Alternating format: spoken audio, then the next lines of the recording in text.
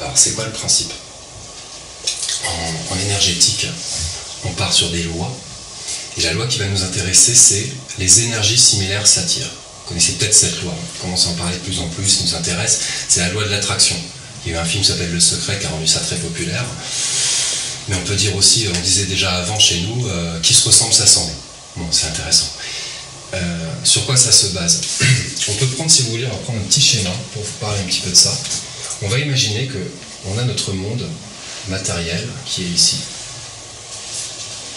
Ça va être le temps, espace, matière. Alors, je vais faire temps, espace, matière. Donc le temps, passé, présent, futur. L'espace, c'est tout ce qui nous entoure. Et la matière, je ne fais pas de définition, je pense que c'est OK. Et on va mettre un plan vertical. Et le plan vertical, ça va être l'énergie. E.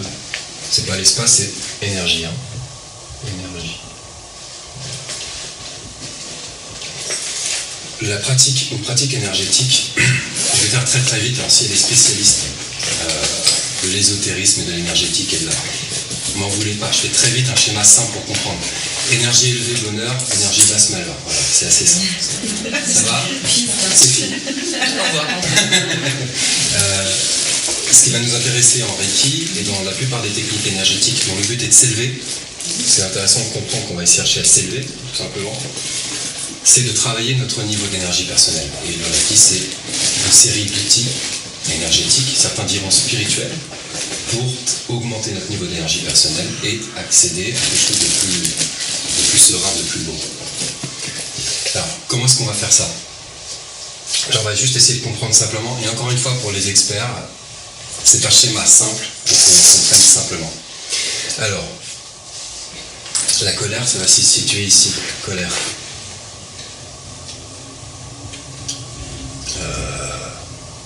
La haine, encore plus bas. Mais il y a aussi la tristesse ou la jalousie.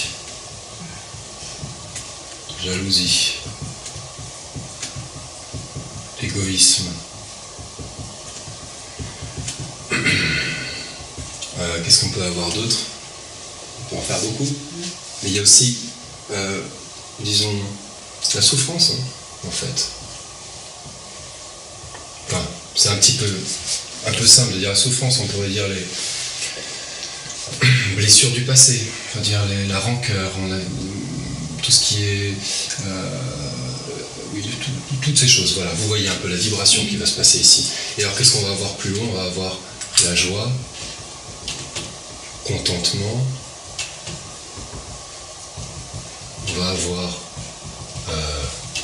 l'amour. C'est peut-être ce qu'il y a tout en haut. Allez, on va mettre là. L'amour.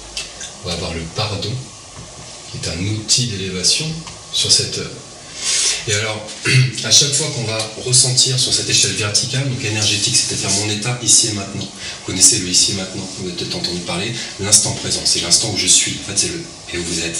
C'est le seul instant qui existe. Parce que ce que je viens de dire est du passé, c'est du passé, mais la seule chose qui existe c'est maintenant.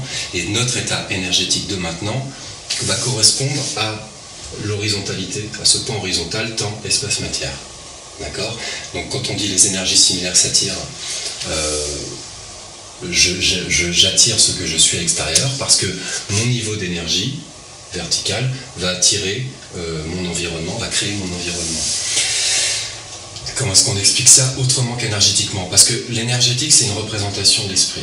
On va dire, je pense que ce qui est un peu dur chez nous, c'est d'accepter de partir d'un point de vue auquel l'énergie, c'est un petit peu bizarre, etc.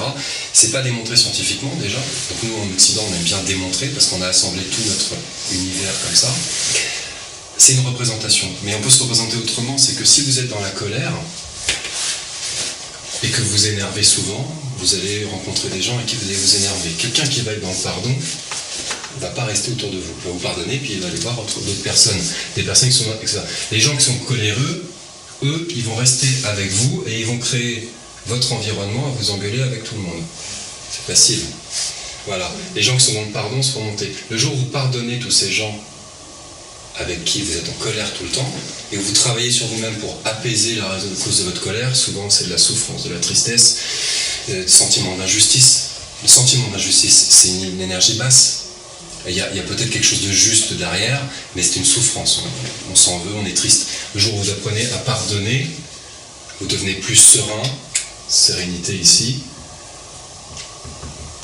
Bon bah déjà, alors là, toutes les études scientifiques le démontrent, votre physiologie va s'améliorer, vous allez mieux dormir, votre stress va diminuer, donc il n'y a plus toutes les productions d'hormones destructrices, vous allez être plus serein, donc mieux dormir, mieux vous réveiller, plus apte à trouver un nouveau boulot, quelqu'un de bien dans votre vie, etc. Donc déjà simplement, sur ce niveau-là, ça va s'élever, et on est d'accord que, suite à ce que je viens de dire, horizontalement, ça va aussi s'accorder. De même que tous les gens coléreux que vous aviez autour de vous, ils n'auront plus rien à faire avec vous, parce que vous n'aurez pas besoin de les affronter, vous n'aurez pas envie, vous allez pardonner, lui on ne le voudrait pas quand il s'énerve, vous allez comprendre que vous êtes énervé tellement longtemps que c'est pas... Lui il en est, et à ce moment-là ils vont s'éloigner en fait. Ou même vous allez vous éloigner. Et les gens que vous n'aviez pas autour de vous avant, parce qu'ils pratiquaient le pardon et la sérénité, et vous les voyez juste pas, parce qu'ils ne vous intéressaient pas, ils ne répondaient pas à vos risques, là vous allez les rencontrer et votre quotidien va changer. Donc ça c'est la version, disons, un psy serait peut-être d'accord avec moi, sur la version énergétique moins, mais c'est pas vraiment intéressant. Ce qui est, c'est démontrer ce qui est fondamentalement, qu'est-ce que c'est que la vie, etc. Tous les grands philosophes s'y sont posés, c'est pas ce soir qu'on va y répondre dans cette conférence, mais par contre ce qui est intéressant de savoir, c'est que nous on va voir les choses d'un point de vue énergétique. Ce qui va nous intéresser, c'est le ki japonais et le reiki, la technique pour améliorer notre vibration. En quittant la colère, on va s'élever. En guérissant de nos blessures, je vais mettre là, en guérissant de nos blessures, on ne va plus attirer des blesseurs. On va s'élever jusqu'à arriver plus haut. Et le temps, espace, matière va être là. On va être heureux, on va faire nos choix en conscience, on va décider de ce qu'on veut, etc. Voilà, donc ça c'est pour parler de cette loi, les énergies similaires s'attirent. Ça nous intéresse en Reiki parce qu'en Reiki on travaille sur nous-mêmes.